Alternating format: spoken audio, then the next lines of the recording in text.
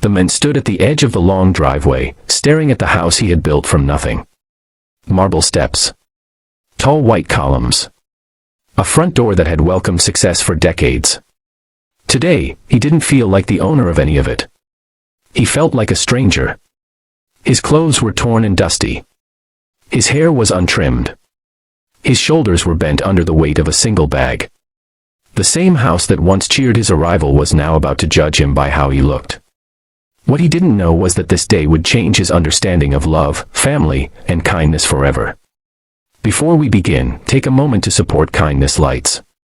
If stories about humanity, compassion, and real emotions touch your heart, please subscribe to the channel, like this video, and share your thoughts in the comments. Your support helps spread kindness further than you can imagine. Now, let's begin the story. Richard Hale was a self-made millionaire. He grew up poor in a small Midwestern town, watching his mother count coins to buy groceries. He promised himself that one day, his family would never worry about money again. Years of hard work, risk, and sleepless nights paid off. Richard built a successful construction company that changed skylines across the country. But with success came distance. His children grew up surrounded by wealth. His wife enjoyed comfort. Family dinners became rare. Conversations turned shallow. Richard began to wonder a painful question: if everything disappeared tomorrow, would love remain? That question haunted him. So Richard made a decision that shocked even himself. He handed control of his company to his lawyer for 1 week. He withdrew a small amount of cash. He left his phone, watch, and credit cards behind. And he returned home looking like a man who had lost everything. He wanted the truth. When Richard walked up the driveway, laughter floated through the air. His extended family was gathered outside. Well-dressed. Relaxed. Smiling. He stepped closer, his worn shoes scraping against the stone. The laughter stopped. His older brother squinted.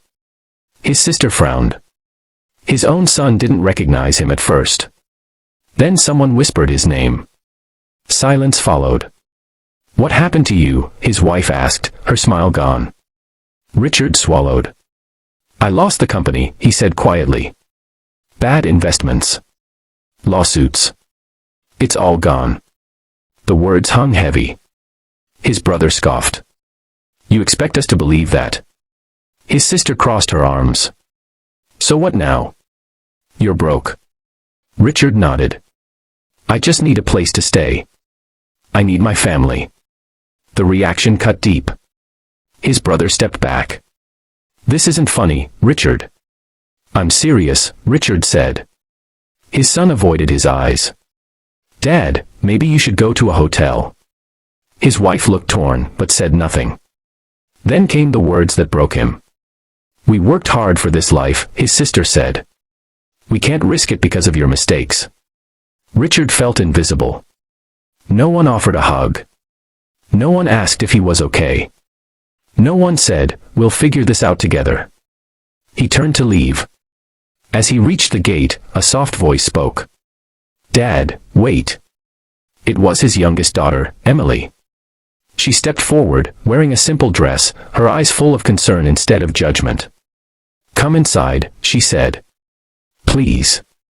Her mother hesitated. "Emily." "I don't care if he's broke," Emily said firmly. "He's my father." She took Richard's bag from his hand. That single act nearly brought him to his knees. Inside the house, the family sat stiffly. Dinner felt awkward. Most people barely spoke to Richard. But Emily stayed close. She served him food first. She asked how he was feeling. She listened. Later that night, when everyone went to their rooms, Emily knocked on Richard's door. "I don't have much," she said softly. "But you can stay as long as you need." Richard couldn't speak. He simply nodded. The next morning, Richard woke early. He went outside and began cleaning the yard. Pulling weeds. Sweeping leaves. He worked quietly, his hands remembering the days when labor was survival. His brother watched from the window, shaking his head. "Unbelievable," he muttered. "A millionaire turned gardener." Emily came out with a glass of water. You don't have to do this, she said. I want to, Richard replied. It feels honest. Over the next few days, Richard saw his family clearly for the first time. Some avoided him. Some spoke only when necessary. But Emily stayed. She shared meals with him. She defended him when others mocked. She even offered to sell her car to help him start over. That broke something open inside him. One afternoon, Richard overheard his wife speaking on the phone. He's changed, she said. But I don't know if I can go back to how things were. That night, Richard couldn't sleep. He realized the truth hurt more than any business loss ever could. On the 7th day, Richard asked everyone to gather in the living room. They looked nervous. I need to tell you something, he said. He reached into his pocket and placed his watch on the table. Then his phone. Then a folder.